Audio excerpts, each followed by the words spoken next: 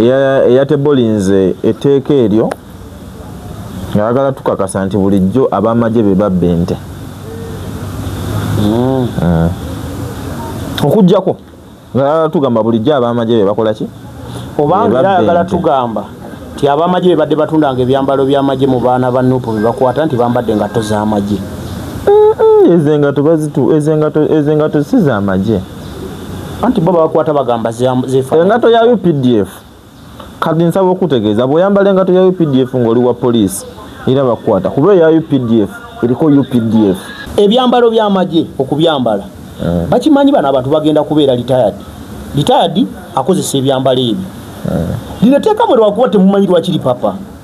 baagala bano beerweru bwe baba bawumudde nga babatuuziza nga babajjeewo ne banne singa beekolamu akakundi konna akayinza okulowooza nti beegatte mu ndowooza emweraga mu active politics baagala bafune close mwe babakwatira timwambadde ebyambalo ebifaananyiza ebyamagye nga temukyali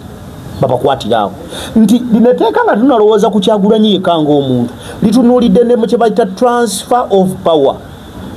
eriwo gye baagala okukola ku mutabani waabwe Muhoozi kuba gwe ng'oli mu kuteekateeka ojje mutabani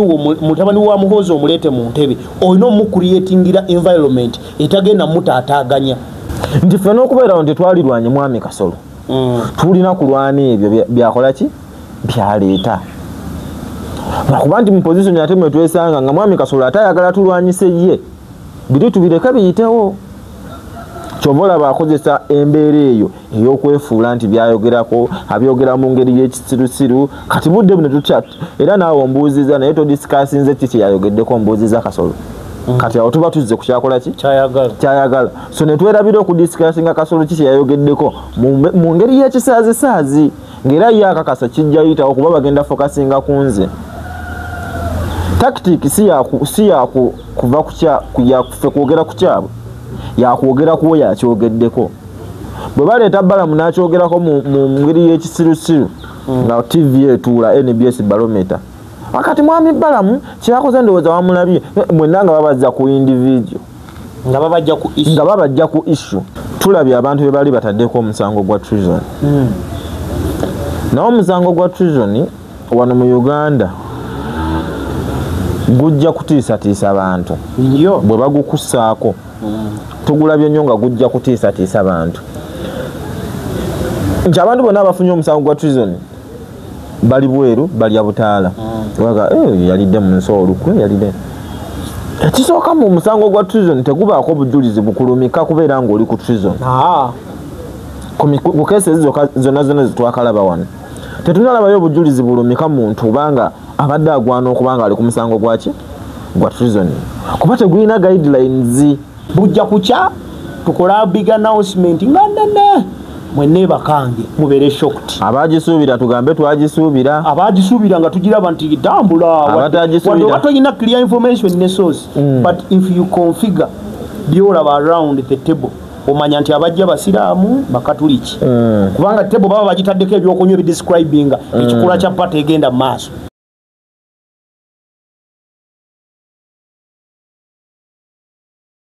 tubanirizaako basewo ne banyamwenna yamusizira okubanga mutulaba babala okubanga gye muli abasubscribinga tweyandiza ddala tubeebaliza ddala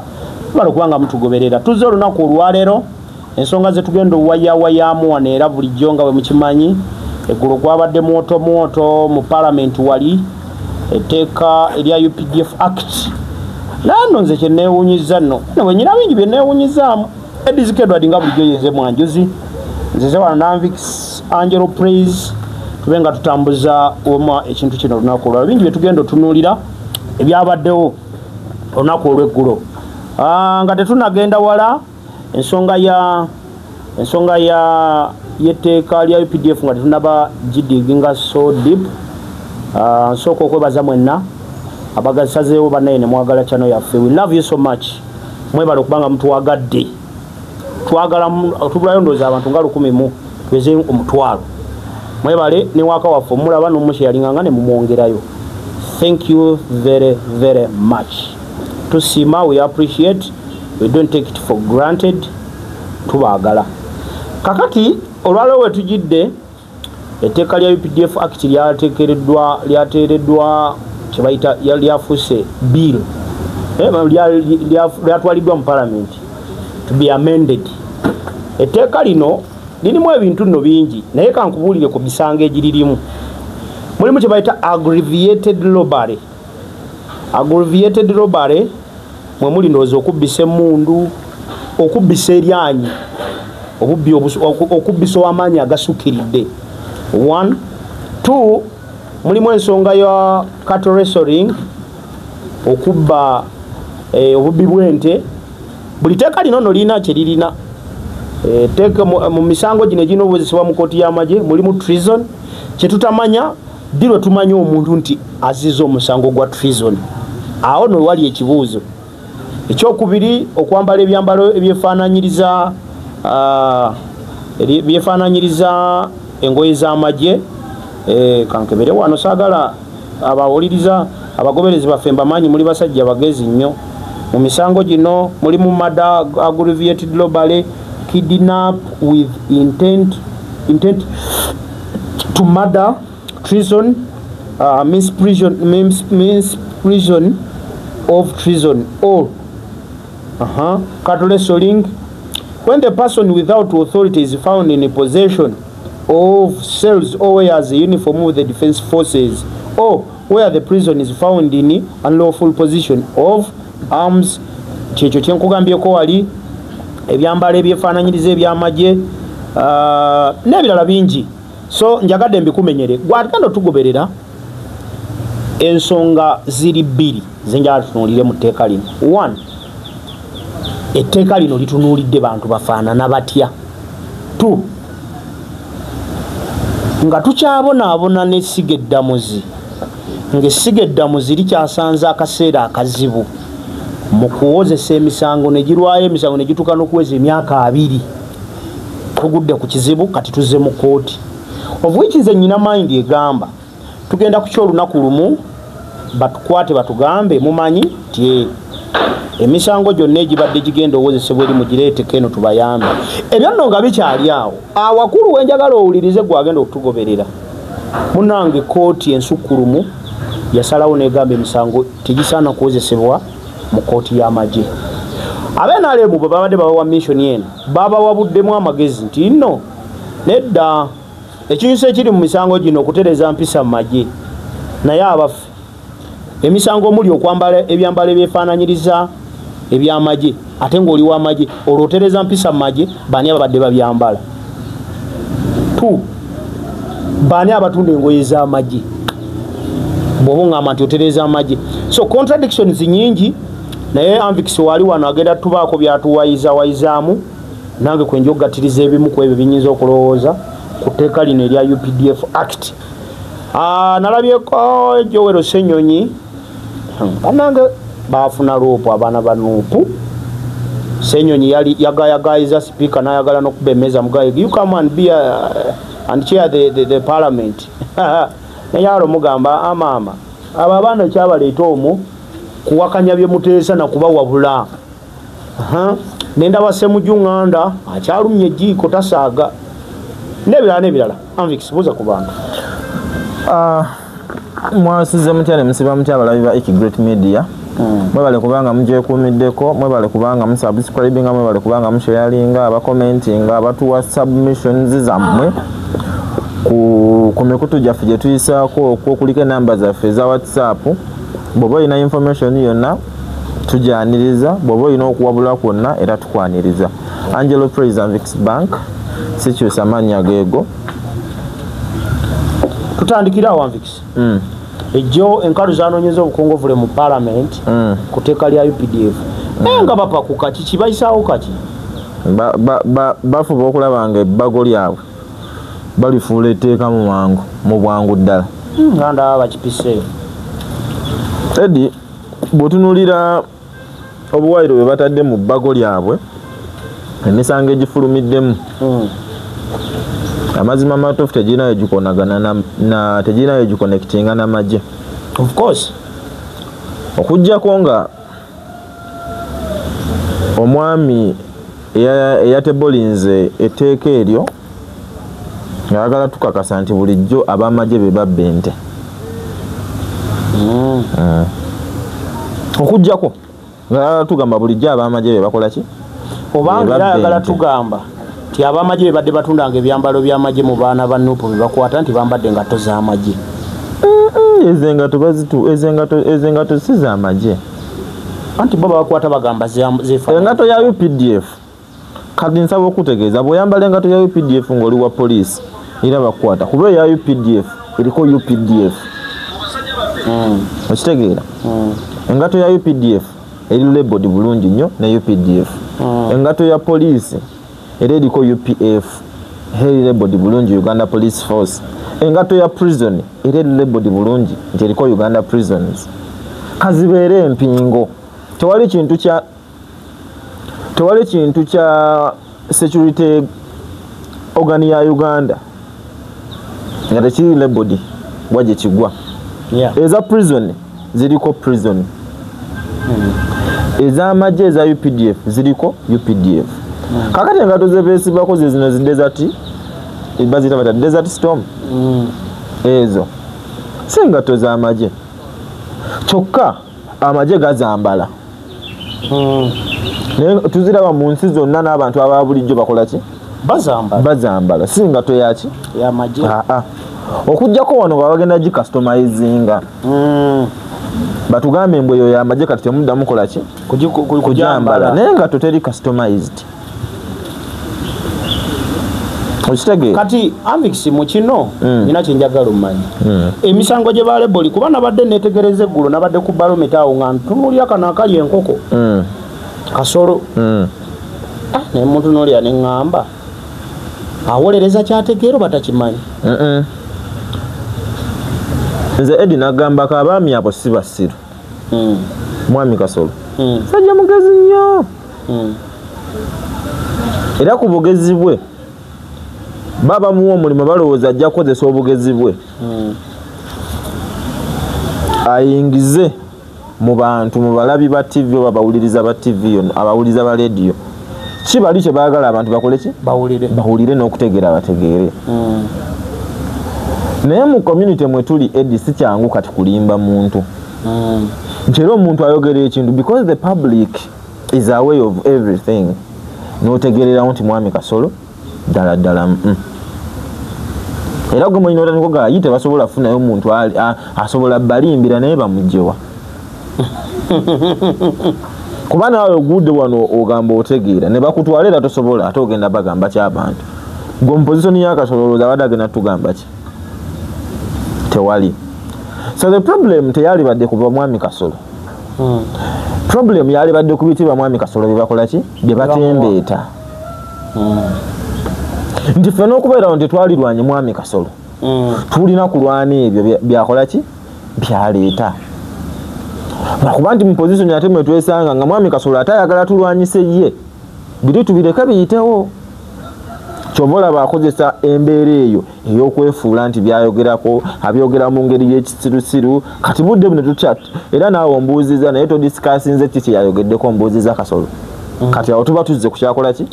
kyayagala so ne twerabira okudisikasinga Kasolo ki kyeyayogeddeko mu ngeri y'ekisaazisaazi ng'era ye akakasa kijja yitawo kuba bagenda fokasinga ku nze tactic si yakuva kuffe kwogera ku kyabwe yakwogera kuwo yakyogeddeko bwe baleeta balamu n'akyogerako mu ngeri y'ekisirusiru nga TV etuula NBS barometer wakati Mwami Balamu kyakoze ndowooza wamulabye mwenna nga babazza ku individual nga babajja ku issue individual gye yayogeddeko natandika describing kati nga tudda ku oyo nga tandika n'omumenya byajje mu gavumenti era tutandika tumaliriza tugamba ate obadde omusuubiramu ki oyogeba wakino end of topic naye nga kiri kikoze eki kisigaddewo so Edi wano kye tuliko tugenda fokasinga ku ki Kasolo kye yayogeddeko nti Kasolo nga minisita wa gavumenti byayogerako aba gavumenti bye baagala ayogereko tuve ku mana ki mwabyogerera kuba si yentuufu nebyo byayogerako bigatta ku ggwanga edi twasembeyo okulaba amateeka ge bakola for the whole nation nga etteeka ligasa abantu mu 95 bwe bakola constitution y'eggwanga bino ebisigadde individual bakola kuba parliament emaze emyaka mingi gwe parliament mwaka ku mwaka olinayo teeka kiri okakasa nti balikola okuva lwe watandika okutegeera nti lino teeka balikola nga ly'abantu nga liyamba abantu kuba kati gwonsingako obukulu emyaka gy'owangadde ng'olaba ebintu bino era nange sigambye mbu oli mukulu nnyo ngambye onsingako osobola okuba ng'onsingako myezi lwaki munyiigira emyaka gyammwe okay ebbanga ly'omaze ng'otunuulira ebintu bino lisobola obba eppanvu okusinga kulyani kulyange kyobola nkubuuzizza gw'olinayo etteeka ly'olishuwa nogaa lino literayo n'omukono nti bwe baleeta etteeka lino baali yalireeta oba Namboozi obaani yaleeta n'akubawo etteeka bwe riti n'agamba mbu kino naye nze kankugambe ku tteeka eryo bada olina kyoyogedde wali emabega ebibuuzo mu tteeka lino bye bino wammanga abalitembeeta bagamba bazze kutereeza mpisa mu magye gabadde gakola ki anti oli bw'ateekawo ekintu you put a question do not just rush etteeka lino bwe liba lijjidde mu ntereeza y'amateeka ga magye nti gabeere nga baluŋŋama kubanga toyinza kutwala civilian mu kooti y'amagye ng'ogenda nakwogerera luswayiri nga civilian talumanyi ne bw'aba alumanyi kale ne bw'aba alumanyi as you said the question is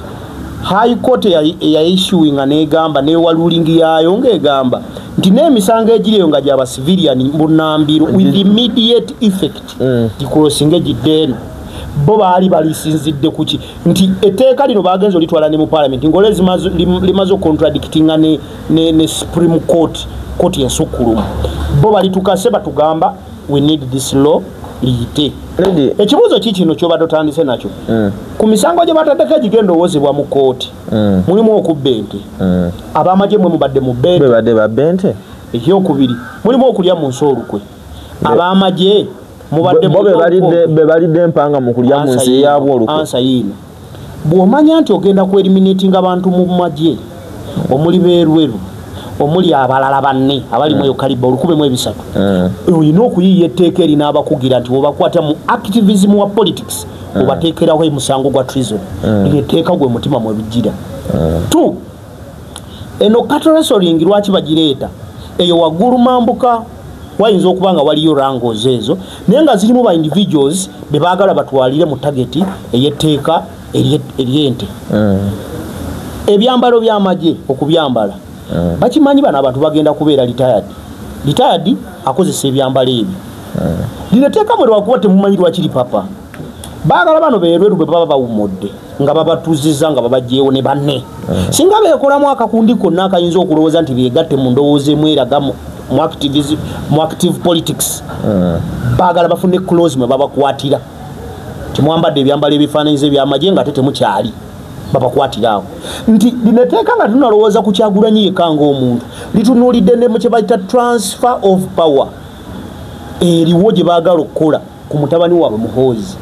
kuba gwe ng'oli mu kuteekateeka ojje mutabani wa Muhoozi omuleete mu ntebe olina omukuriyetingira environment etagenda mutaataaganya nti buno obudde bamugisha muntu singa badde batambula balina ebijaketi by'amagye it would be another story for another day naye kakati gwe laba balwashande lw'emiyaga batambula ne konvoyi z'amagye batambulira mu byambalo by'amagye of which balina ne security eringa ey'owa general w'amagye akyalimu kyokka retired kati bali mu kugamba tugenda closing atya luno olukumu ebisalo bwe tugenda omuzanga mulimu n'abanene be balowoozaako okuwummuza baleete mutabani waabwe ogwo gwe mutima ly'etteeka gwe gumu kwegyo emitima etteeka lino mwe lijjira nti bw'oba ogenda kuwozesa Edi Mutwe Ssebuufu mu kkooti y'amagye wazikitegedde otya nti abadde alidde mu nsi olukwe kubanga bannayuganda twetaaga tumanye gino emisango gyonna okugizza girina obuwaayiro kwe beesigama weesigama kawaayiro ki okukkiriza nti yabadde alidde mu nsi olukwe otuuka omutwale musalira omusango wa treason gweweesigama kuki nti amaaso gaffe gonna bagajje ku kumanya obuwaayiro kwe bweesigamwa bagatadde ku politics kibayita political will nti bo bagamba nti etteeka lya UPDF lye tuli mu kuleeta tageti yaalyo ya kutereeza bino wammanga aggravated robbery bwe kiba nti osibye abaana ba Nuupu e Masaka nga bagamba babba akasimu ka mitwalo 3 bogamba nga bakuteza iPhone za bukadde ompuliza bulungi kitegeeza ki ng'olumiriza nti abantu 10 abantu 6 abantu 5 be balumba omuntu bamubbeko eyo nayo bagibalanga aggravated robbery kuba mwazze bangi kubanga gwe togenda mmanya bagenda pima batya aggravated robbery gifuula aggravated nti omuwaabi wa gavumenti oba state agenda okusamoninga gundi file eyo ye yatunuulira ku biweereddwa mu statement n'amanya nti yabadde aggravated robbery nti CID ye waaba kyekiri ku baana b'e Masaka mu musango gw'abamawulire nti bo baliwe bajja okuloopa CID yalina otuula lowoozi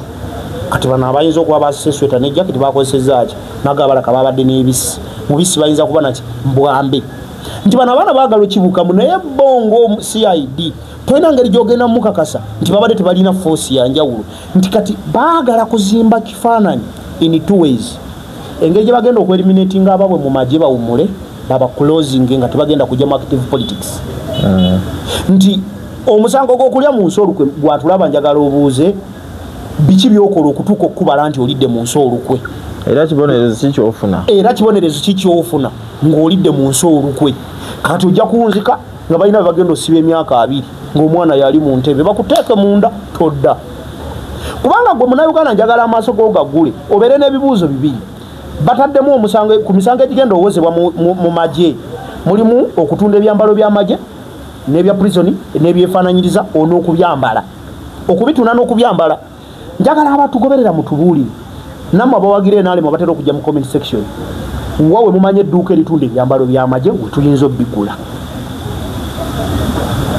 awo nno we wali ebikulu mu tteeka lino tinetteeka nga tetunaliteekako nnyo mulaka kulumbagana nti bayinza okuba batagetinze Kyagulanyi kati Kyagulanyi ye bagamba balina yomukwasaganya amaanyi bagatadde ku b'amagye kubadde bakimanya abo b'amagye bakulosinga ne begatta mu Nuupu erwaru nakulosinga n'agamba amusole omanyi pardon gyayinza okufuna mu Bannayuganda okutegeera nti ekiri eri kyokya kati byegega amateeka ge bali mu kutwala mu parliament gayite kyemanyi ku tteeka eryo nga bw'okyanjudde it is 2 ways of course it is 2 ways because fe tubadde okko ku bbanga etonotono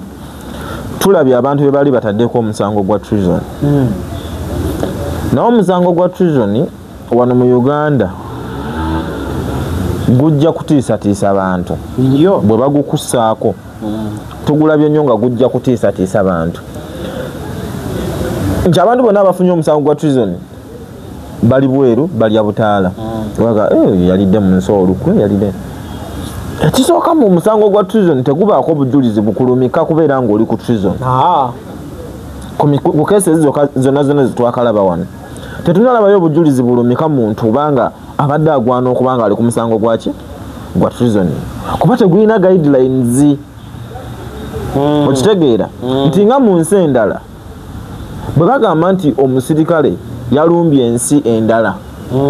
nga talina ku bwa solo oba bafunye akabenja ne beeragira nga wirusi ya ggwanga that's when we see treason mu mawanga amalala wano omuntu sekina omusinga olumba gavumenti n'otandika ogiyeekera mu mbeera eno kati kugeze budde buno nze kyangu okuŋŋamba mbu nalidde mu nsi yange olukwe kuba tulabye abakulembeze abasinga bonna kyebabadde babakola ki babasibira kyebabadde babakwatirako nekyagulanyi bagumusaako ko omusango gwa treason so mu mbeera eyo treason tugenda gitunuuliranga another weapon gye baleese okukkakkanya then gino emisango emirala ng'ogwo ogw'okubba ente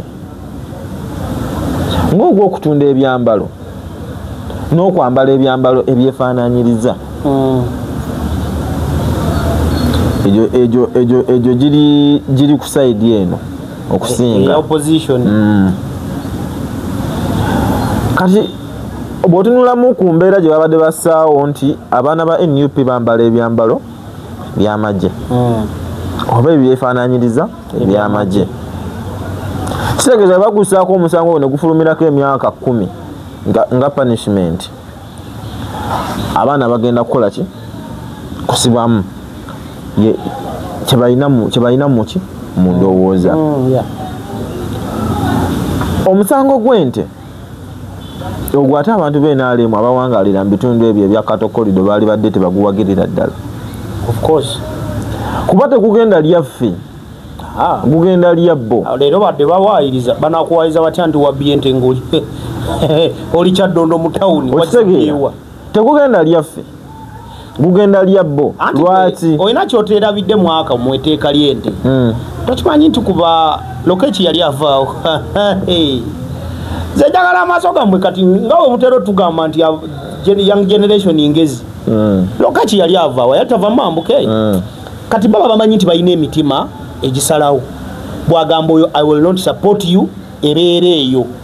either you bribe him or not abagambye nno. Kati abaana be bagenda obumuza abamu ku b'amagye 1,300 list tennafuluma naye in my mind nga bwe manyi nti enamba y'abali mu magye of course tumanyi area mwesinga abaana b'engulu bangi bajja kukusibako. Tuli mu kunoonyereza ente ezabbiddwa, tuli mu kunoonyereza etteeka lirino nga gy'oli wawummula nga gy'oli munda bakukwate bakuteeke munda. Kati abo nabo target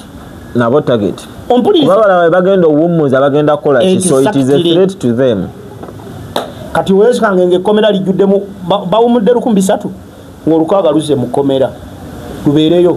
bakyanoonyereza nga batunoonyereza te ku kkooti y'amagye jjukira si ye ya bulijjo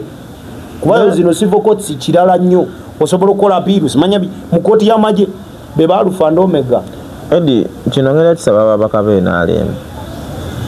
baalya dda kweri etteeka si kyekizibu. Eddie kitaawo ne bwakusalira ebintu n'abikuwa era boddayo bakuziika ku ttaka lye yagula. Of course. Mujjukire ebitundu gye muva. Gobeera mu paalamenti eyo ng'ofuna ssente. Nejjukire waka wakola ki? Ova. Talina wano omubaka. Oyaberera mu paalamenti yalinga atambulira mu bbanga. Mulindwa. Nina omubaka wano. Bwe yali mu paalamenti yali atambulira mu bbanga nga tasoboka. Kati budde buno akuyitako najja n'akubonga n'akunaga kiki.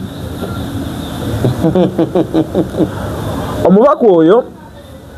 alina bye yakola nebiyinza obba nga tebyamutuusa ku level ekyayibwa nnyo bantu. Siteeka mu kifaananyi singa yali akyayiddwa ennyo abantu nga bakufunyeeko obusungu. Tewali muntu agenda wangala mu paalamenti ku generation eno gyituuse kusinza bisanja 3. Kati kyafuukidde ng'otegedde amaanyi anti kyafuukidde ddala kizibu. Okola mu slight mistake kyafuukidde ddala kiki kizibu. Byebimu ku bintu byetukkiriza mu kati bigenda bba bizibu okusoboka. So mukolerere nnyo ebifo bye mugenda obbeeramu nga muvudde mu paalamenti. Lema kussaawo tteeka linyigiriza bannayuganda gwe olw'okuba olowooza oli immune ku bintu ebimu. Kuba budde buno immunity yo ekoma ku bubaka bwa paalamenti ate nga bosimbire ekkuuli etteeka liyitewo nga tebannakwagala kuba bwe bakwagala immunity evaawo. Of course. Kitegeera ababaka beerabira nnyo ekintu kimu nti immunity ekomaawo nga bo be bakola ki be bakutumye. Omwana ono yaani kisa kya Mukama kisa kya Maria kisa kya Mukama bamussaako okwoga okubba ente ze yeegana mbu takola ki tazibba. Kisa kya Mukama wagira nnyo NRM. You just imagine etteeka lino singa lyafuluma dda singa oliwa singa kati aliwo muleme kutembeeta nnyo bintu kuba kino budde buno ekyamateeka agafuluma mu ggwanga engeri gye gatakyayamba bantu bannayugandas ng'eggwanga kuba baga personalizinga nti etteeka lijja nga lifevalinga omuntu atya omu naye ne lifulumirako ssente y'omuyi w'omusolo nga ssente nnyingi ng'omuntu oyo position mwali buli kimu ekimufaako kyaffe. Of course. Kakati mwe ne muvaayo olw'okuba bakuwadde miliyoni 3 bakuwadde miliyoni 10 n'olowooza ensi ekomye. Ababaka b'NRM kino njagala nti basabe ng'omuntu ayagala ennyo ensi ye nammwe nga bwe mwali claiminze nti mukola ki mujagala mutuuleeko mulowooze nga bannansi ebintu bya taata agambye bikome nolowooza ekizibu kyabwe bol olowooza kyekyo anvikisi they don't think out of the box Eddie bajja kulowoolezaayo nga bimaze obbatuuka kanti anti gwe kati ekituufu kyoyina tibajja kulowooza with time for them they know that time will not come anti beesigamye kati ku taata n'omutabani akki Eddie buli muntu bwakugula buli muntu lwakugula manya kyakugulira tekiyamba ggwe Eddie omuntu singa ajja ku ttaka lyo ng'ayagala kugula ttaka lyo n'akulemerako nnyo ng'ayagala ettaka eryo mu bwongo bwo kiseemu nti ye yaafuna ennyo muki yagenda ofuna ennyo mu ttaka eryo sigwo gwe baligulako okitegedde kakati ababaka baffe kye beerabira nti Mwami Museveni bw'ajja n'abawa ssente miliyoni 10 nemuyisa etteeka ly'emmwanyi jjukiramu wamwe gye wasomera mwasomera ku ki nti ku mmwanyi budde buno emmwanyi abantu bagiraba eri mu kakaaga eri mu kasanvu eri mu kanaana erinnya lwansonga Brazil teri mmwanyi tuli mu kase naye lyazeemu neegwa okitegeera ate waffe tegwa nti oba eri yazzeeyo nti gyeri bali omuzira gwakola ki gwabakuba naye wano nannyini katale yagamba mubajjeko ebina atandise okuteekawo embeera okitegeera yamwanguyiza mubajjeko 5 salako 10 nti si nti oba akatale ebweru wonna kakola ki bwekali nti oba bwekali Amix kankubuzeyo akabuuzo lineteeka ng'ovudde ku kulitunuulira mu elementi ya gundi y'okulireeta nga ligenda kuba kati ligenda mu bukiiko Uganda kye twetaaga eggwanga okutereera si mateeka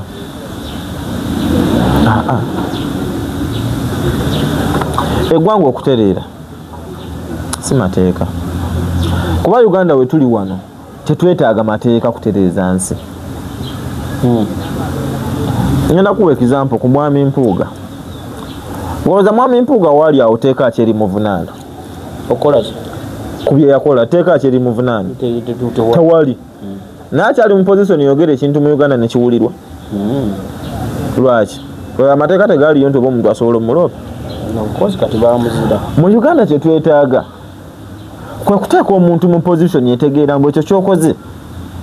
si kyolina okukola wadde tomusibye n'omunyigiriza ku kisenge n'omuleka naye nga gwokimanyi n'omuleka ng'asobola n'ottaayaya n'akola by'ayagala naye ng'ali mu position etakyasobola kukola kye yakola naye mwennyini ng'akiwulira nti walaayi wentudde ndi ku kyokya takyasobola kukola kye yakola ne mu maaso gy'asobola ofunira obuyambi obukola kye yakola nga tebukola ki nga tebuliiyo kati mudde buno ababaka babatadde mu position mbu balina kukola nnyo amateeka palamenti awo weetwonoonera ssente zaffe nnyingi ekirala kye neebuuza kooti enkulu emisango gitubiddemu omanyi bano ebintu kambagambe mwe mubirabanga ebitono ne babikola babigenderedde kooti ng'ekyatubidde n'emisango buli mwezi bafulumya emisango egitubidde buli mwaka mu lipooti yaabwe egitubidde nga bali mu kunoonya tebanafuna budde bugiwulira kati tugaseeko kooti maasho kubanga nze nkimanyi Mwami Museveni bw'aleeta etteeka ne bwekuba kukuba bantu abakuba yaba alyagala liyite yo lijja kuyita kuba meriti yaalyo ffe tumanyi weegwa naye bwe kirowoozeemu kooti y'amagye ng'oledde mulimu n'emisango egikyagiremye omuli egyaba Bobby Yang emisango tegigiremye ekikola ekigende omusango gwonna gwonna nga guli mu state teguba na speed trial waliwo abannayuganda kye batamanyi omusango gwonna ng'oli against state teguba na speed trial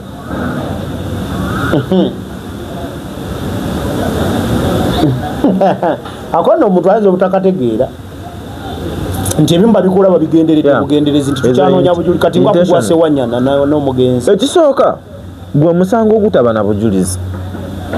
kuba Eddie kankubulire buli obujulizi bwe buba mu kkooti buli obujulizi bwe bubaawo omulamuzi afuna ekyokusalawo of course yanga yetaba mu delay buli obujulizi bwe bukola ki babubaawo edi petulayo ku misango egy'abantu obuntu nga nti wandoopye mu kooti bw'obuli obujulizi omusango bagugoba immediately egiri mu state tebagigoba bakwata muntu ne bamuzaayo mu kkomera ne bakugamba oddeyo ne bagiwa ddamu oleeta obujulizi genda oleeta obujulizi naye ng'omuwabi wa gavumenti ne kwolwazze kati manyi talina bujulizi naye nga mwakatuula entuula nnya mu mwaka mulamba kyokka nga mu kuloopa baalaga nti balina ki obujulizi so ekyokusaba speed trial ku musango nga guli mu state kuba kuyiwa nsaano kuki ku mazzi ne bannayuganda nabo bano banyuma olumu bakalakatamu ebyekisiru simanyi kati kambuuzeemu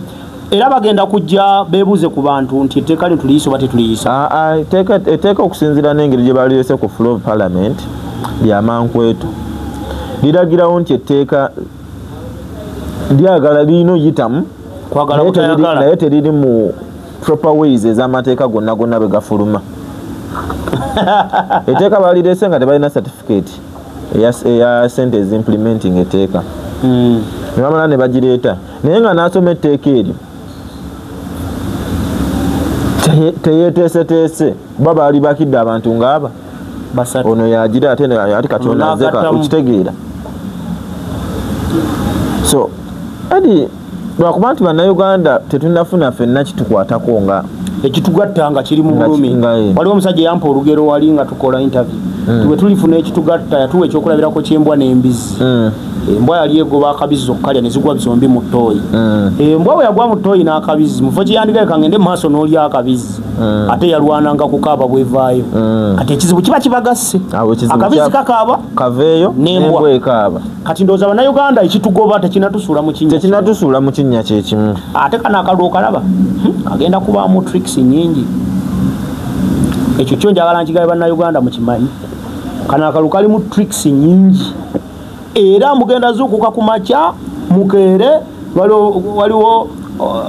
announcement egenda okuba ennene mbyogedde lwaleero nga 14 mujja kuba mumbuulira bujja kukya tukola big announcement nga nnene mwenne bakange mubeere shocked abagisuubira tugambe twagisuubira abagisuubira nga tugiraba nti tambula wadde toyina clear information ne source but if you configure byolaba around the table omanya nti abajja basiraamu bakatuliki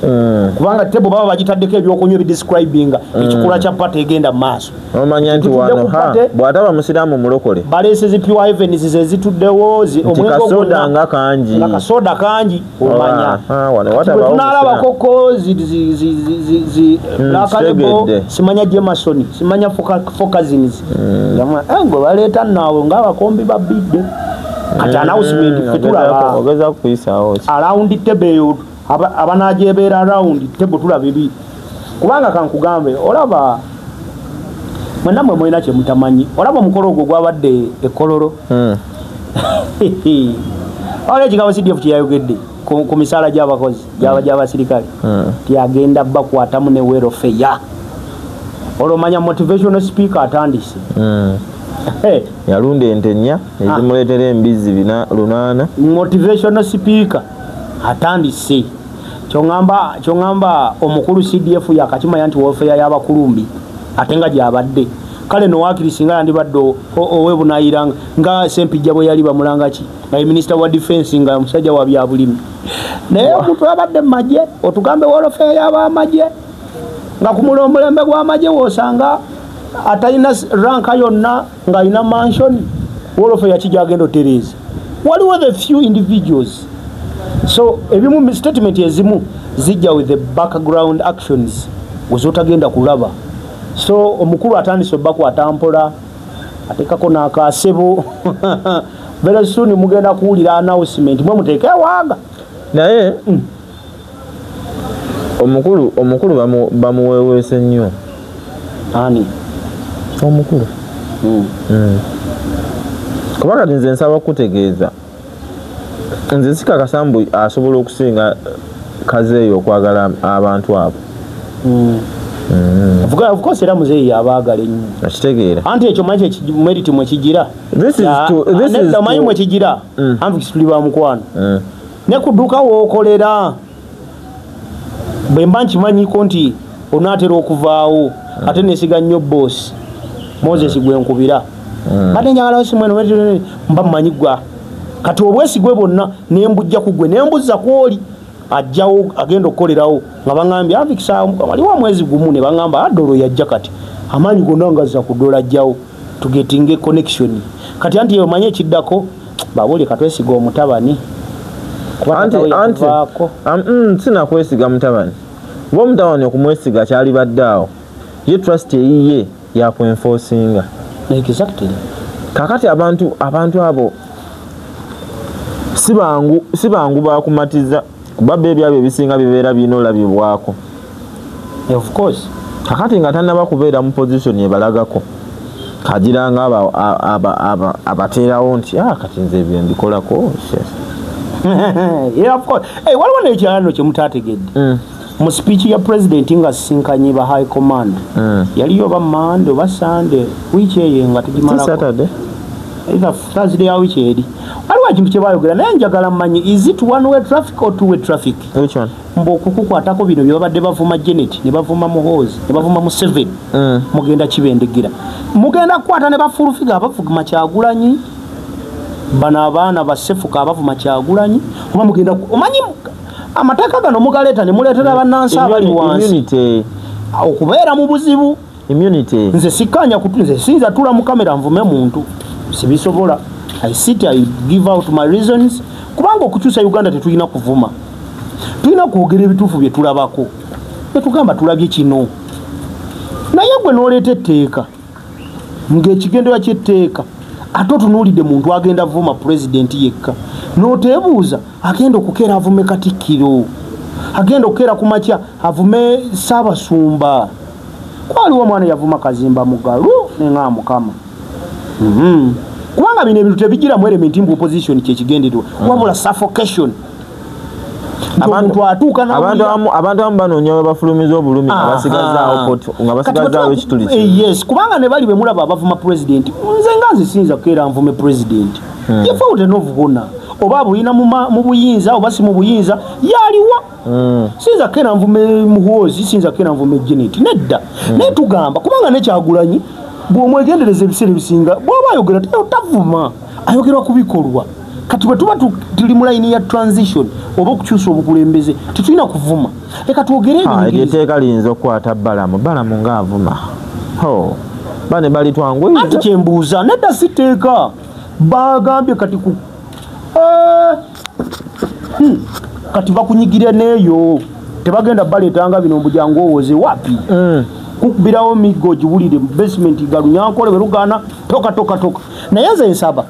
bwe muba mwagala abaana baddemu kumpisa kubanga baba kyokoza gye bali kifulufiga ayimirira ku TV namba UCC nesirika kuba ebyo UCC tebikkiriza abusive words tezikkirizwa ayita kumpewo tulina abaana abato nga tunagenda mu ntalo za politics abaana abato abali mu kugamba Kyagulanyi musiyazi nga tolina proof na evidence abo abaana babali mu kulaba TV UCC tekkiriza naye wano tulina ekizibu UCC eva ku kituufu ate nedda ku kikyamu ate kifuula ekituufu kuba omugaso gwa UCC is regulation naye okeera ku makya yasigaza mulimu gumu nakulabidde amawano wano emubende ofiisi ya RDC ne DPC bali mutuwa mateeka ku programs nabakubidde omuyonga bano ate naye ekizibu mwami Museveni kyotukola obubi kwe kukwata abantu abataasoma n'owa offices ezirimu ebyabaasoma ezino bera mu abantu abali office yo mbogenda ku regulating lady mbo e program gwenga RDC ekikozo obu ne DPC toina buyinza mboji obudde bwangu ne UCC tetuwanga ko program bwezina kutambula omulimu gwa UCC is to regulate wano ebigambo ebyo mukole mutu wano mukole mutu nesi kutugamba tubawadde kino anti kankugambe it's a must president wabakola presidential state of the nation address head of the natu ino musayo nawe bucyango obuddo inawo kiraya anti tewali teeka litukata bwa balance ngano kakanyinyo le kiraya anti ajja kitegeera kale kaneme naye nga teri teeka likukwata kubanga state of the nation address tukimanyi kitukakatako tu mu mateeka ga UCC etusaba okuwaayo obudde ofisi ya RDC nti balina ensonga ze basobola okwogerako about security nti oba waliwo ekiguddewo ekitundu tebazoogerako boogera ku bya Museveni bajja kwogera politics nefe ekyo tetukifaako kubanga UCC ekitugamba nti mu kulungamya okutuufu nti kubanga aba politics we bajja ne boogera ate kati ofisi ya RDC ejja netereeza to be objective kugambye bali wano ba RDC Mubende batuuza meeting bayita abamaledi batandiko tuwabula ku program obudde bwedduka kati edduka nnyo wacha wewe ne balyoka bagamba kale bwe RDC weyita kabejja jako ledi ne balyoka bagamba olabe penalty ze tugenda okukuba ne balyoka bagamba nti gundi program eruddewo abantu bali okwo tebagenze kulimba mbu tebakola ani yakulimba nabagamba ekyagisaako paal fenga abali mu mawulire fete twakitwalira mu bino bijimu bya dictatorship mu lulimi lwa radio bw'oyogera wagudde chaos eyo ng'eyinza okukozinga scaffle oba oli mu kuincitinga public tukaanya nti ekigambo omwana kye yali kumpewo ng'akozesa wano bali mukubba nga the entire community yali anga ng'erindiridde nti bagenda kubba oba oli mu kukozinga bagende bakolerewo omuvuyo tukaanya awo kyali kituufu naye n'ekyo okujja ku license tekiba kituufu bagiswitchinga for a meantime bamala ne bagizaako naye ekitasoboka ekitali na kituufu mu mateeka ga UCC nti bagyeko radio bwina programu zaayo zitambudde for a long time tekiriyo UCC tekisobola they guide us I agree naye balina we batuuka ekintu it's a threat inciting violence ng'ekozinga okutta abantu UCC wevirayo nejjako nemala neekuzaako nga CBS bwe bagikola nga kabaka bamuganya okugenda ebugerere ng'abantu bali mu kulipootinga wano bali mu kwekalakasa bayino gijjako lwakuba ate mu mutima gw'ogizaamu baleetawo okunegotiatinga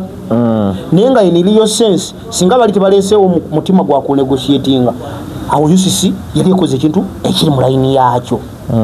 naye munange wano e Uganda babawo abantu obuyinza omuntu n'akwata Mubende wano n'akugaba ye pulezidenti waawo nga era identity ye pulezidenti gwe tumanyi eyayinaguratinga nina so ensonga wezo weziri abatugoberera mwenna naye akantu kesaagadde tulekeyo nga tuli mu kumaliriza kuba obudde ndaba wano budduka nambi abaana bali mu comment section ku Twitter bamugamba nambi lyalumu n'embizzi mbukuba mbu kye yakoze alinga yalidde embizzi ala jalaalu naye bannange kambabulire muli mu competinga ne rigimu erina amagezi nambi tebamubuuziza ebibuuzo n'agala osituka abadde ayagala kaaba kyogere anti waliwo akayimba kasitukozine tombo wa situkozine aloge kati naye yabadde mu element yoga obambireke naye ani yatuma nambi alupe kuba nambi yasooka nakkiriza nti awanguddu bannamateeka ba gavumenti eno bagenda ne bawabya abantu kubanze nzikiriza nambi mu kalulu yalimu n'okusinga nzaali eno of course amanyi buli kyapeninga mu kalulu yasooka kolima nti security yamutabangulidde akalulu yakubya abantu yebali nnyo kuba bwe yali akyogera teyagamba nti bakola kibi ekitegeera yagamba nti bakubya abantu ne batya yes yakondeminga ebikolwa ebyakolebwa so mu mbeera eyo yalina tugamba akalulu kali free and fair oba tekali free and fair bwe kaba kali fair kali in favor yani era bwe kaba tekali fair era nako kali muki mu favor yani ekitegeera ku bululu obutabalibwa body ya reforms bazijjawa ku polling station ezitabalibwa polling station zaayika nembo balina DRA forms zaawo bazijjawa banambi kyekisooka olaga obubbi obutayinaako lugoye polling station bagiyiwa tiyalonda kuba obululu bwakola ki yalwa emivuyo egyaliwo kuleetamu zimmamba mu polling station kuleetamu bayaye ne bakola ki mwe DRFM mwazijjawo ezo tubesige basebo ne banyabu edi olumu tubeera kalenza kakubule edi sife twagala okwogera ku bino ebintu yadde nno n'akatono kubanze nange njagala nnyo bbeera wali ntuule ndaba bakafirimu kange obambeeko byensomako ku ggwanga mpumule naye obunzika waliwo ekikubuuza webakaki naye obunzika olaba nga omuntu lwosuubira okubeera mu position egamba bannayuganda ekituufu ng'ayambadde olugoye lwa Nambi ng'ayimiridde bakutadde mu kagulu olayidde n'obutalimba naye nga n'ekigambo sigenda kulimba kyokoze olimba n'ekigambo sigenda kulimba bulimba Nambi yagambye sigenda kulimba naye nga nekyakoze ekyo ga sigenda kulimba alimba Katonda wange kakati adi bwe tuba twagala tukyuse eggwanga lyaffe tulina kukwatira wamu ng'eggwanga oba oli weenaaleemu oba toli weenaaleemu tukolere wamu kubanga tetulinange gye tugenda kwekwanya kwejja mu buzibu bye tulimu adi nze juzi nalirira eyo ku Sande muganda wa biki ebiriyerira totya byogera bambi mukolere wamu eggwanga likyuke kubanga kimala oyagala kaaba tokaaba bamba sijja kaaba naye tokaabira mu interview yaffe tukolere wamu tukyuse eggwanga olaba Edi twanenyanga bazadde baffe olw'eggwanga lye tulimu kati naye ate ffe tukyayinza okuwangaala nnyo ne twenenya tetunyenyezaamu n'abazadde baffe kuba abazadde baffe ate bo tebalina bye banenya kyekyenjawulo mbutaata anenye jjajja nga munenya kuba emyaka gya taata gyalaba mwami Museveni ng'ajja okitegeera emyaka gya kitaawo gyalaba mwami Museveni ng'ajja abantu bonna abalonda ku budde buno bazadde baabwe balaba mwami Museveni ng'akola ki kitegeeza bonna abazadde bali myaka 4+. So kati ffe tunenya bazadde baffe naye naffe twenenye kinene nnyo tulina naffe bayirawo obulagajavu nze gayo lwakuba tetunafuna kitusuula mu kinnya kyekimu nga bw'oyogedde tetulina kizibu kyetulowooza mbu kitugatta wadde ebizibu by'eggwanga byonna bikola ki webiri bitugatta okitegeera edi omubaka bw'ajja wano ffe tulina ekizibu mu ggwanga ababaka ba palamenti bwe bajja okusaba obululu babusabanga bakansala ba bitundu batya omubaka wa palamenti bw'ajja okusaba obululu takugamba mbu agenda baga mateeka akusuubiza nayikondo akusuubiza luguudo kansala byalina okukola ki kansala akiika ku municipality oba ku district oba babunanyizibwa ku ebyo ebyenguudo biki ebyo kati ate omubaka wa palamenti ye byakola ki byasuubiza abantu era nakulekera n'enkumi meka 2,000 gwe munansi gwe bawadde 2,000 omaze okulya enguzi esooka ogimaze ogiri kavula era ojja nabulwa n'engeri gy'ogamba omubaka wo lwaki walidde 10,000 kuba ekisooka sente yazikwata nazikola ki nasooka nazibawa omuntu ayagaba miliyoni 10 bw'abalabalamu omubaka ono sente zeyayonoona ng'agulirira beyawa 2,000 beyawa 1,000 beyawa 5 1,000 kiyinza okukola ki kiyinza okuggwawo wamma so kati omubaka atuuka mu position nga bwe bamugamba 10,000 alaba naki nantono gweno bw'oyomba nti nki nyingi naye nga gwe wazirya mu kusooka ezo sente ze bawa ababaka ffe tuba twazirya kitegedde fe abalonze eno kuba tukkiriza batuwe 2,000 tukkiriza batugulire sabuuni tukkiriza batuwe amasefuliya ku mikolo okitegeera so tukaaba kitono nga batuwa kuba ogenda n'okaaba ekizibu kya 5,000 naye nga 5,000 ezo ogenda zisasulira ababaka bonna abali mu palamenti 500,000 ku miliyoni 10,000 ate ekyo 10,000 kyakagenda ng'oza bukyanga bagendayo bakabawa mmeka so nazo mpitirivu kino nkiddamu edi eggwanga budde buno state mwe tulinga eggwanga tetwetaaga mateeka ggwanga kutereera twetaaga bakulembeze beewaayo tetwetaaga mateeka banange tulabye abakulembeze abafaayo olaba Kenya yaleeta limuliriri yalyereese ne baba akasambatuko lutonaga agamukangaziyo okitegeera adi ensi tezikulaakulana mateeka bayirawe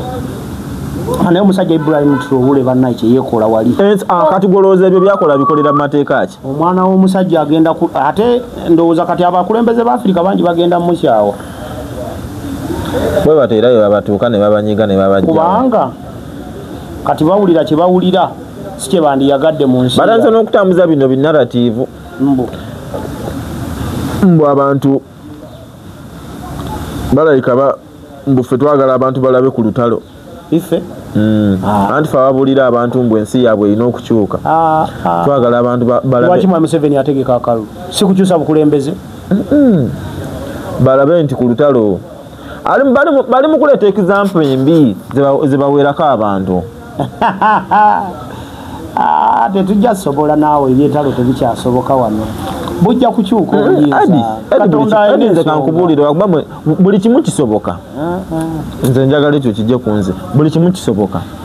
naye edi waliwo costs zetulaba nga ntono nnyo Mwami Museveni sikakasa nti wano mu Uganda bo be balinamu shares ennyingi okusinga bannayuganda abalala ekintu ekitono ennyo nga bannayuganda abalala bawangalira mu ggwanga lye bakkiriza nti batereezezza batusaba nabo baliwangaliremu nga si bakulembeze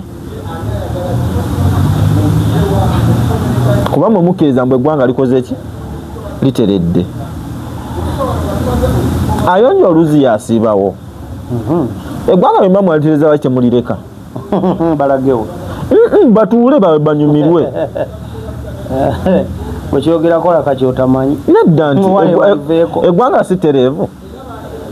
bwe bwolowooza si bwe banti bwe batugamba teyazaamu okuva we twatandise eggwanga tereevu nabo batuule balinyumirwe nga ffe we tulinyumirwa nga tebali mbukulembeze mukkirize tugenda basibulira wano bannange bye twogera tetubyogera lwa nsonga nti tulina bakyawa mbu batu abakyawa naye tulina obulumi ku ggwanga lyaffe bituluma ffenna fe abamu tetulina na bibiina naye tukola okusinziira ku sayidi gye tulaba nti yeyogera ebituufu netugamba naffe katwogere ebituufu katugateko ku ddoboozi nawuzikolinga agamba abaana ba Nuupu naye nga gwe bwoba oweenaaleemu kale tubuulireyo ebirungi lwaki twandigambye gavumenti esigaleko nowunzika nga ffe otuyisa aba Nuupu so bwe tuba twogera bino mumutima tugogera mutima mulungi banyinaffe baganda baffe babonaabonera ku ddungu eyo not because they don't want to be here balabayo option naye mulaba abaana bagenda ebweru ne badda mu kamera bavume president bamanyi kye bayitamu eri omwana abeera eri nga amanyi ajja nakudda nga mayiti yikangirawo nga contract eweddeko omwana natuka okwogera ekigambo ng'ali ku ddungu eyo ng'agamba ndigattako message eno mukazi wattu oba musajja wattu agenda obunzika nga ajja kudda kulowooza abalumbuye baakya ku makya nga bakimanyi balikeera boogere bapengepenge baani bonna bwemumanyi aboogera bahafulandani beekanga nga yekizayiro gye bagenda osinziira boogere ebibanyigiriza kuba bagamba netunasirika still the same so naffe abali wano munnaye mumanyi newetusula newetulya newetunya newetuwebaka ku buzigo naye tetubyogera nti tulina ekituwaga bayinayo gundi mulwadde bamutute mulongoosa malaba tabi kafaananyike okuva lwe yavambo mu prison ate yamalawo nnaku mmeka 2 naye olubuto lunene weruti bangaye mbu yafuna constipation bwekyenda kyesiba constipation eyinza obutakutuusa awo kyane bwe siri musawo naye abamanyi malabba mumusabireko foot soldier we mubendo omwami oyo atambulanga nnyo n'ekizindaalo nga kiriko ennyimba z'omukulembeze ng'akugamba akoze ebintu bingi nnyo ku lw'enkyukakyuka abasobola otutuuka ku bantu abamuliko musobola omuweereza ku buyambi tali mu mbeera nnungi bamututte ejjo mu theatre ekiro ndowooza alongoosebwe naye era obuyambi bukyetaagisibwa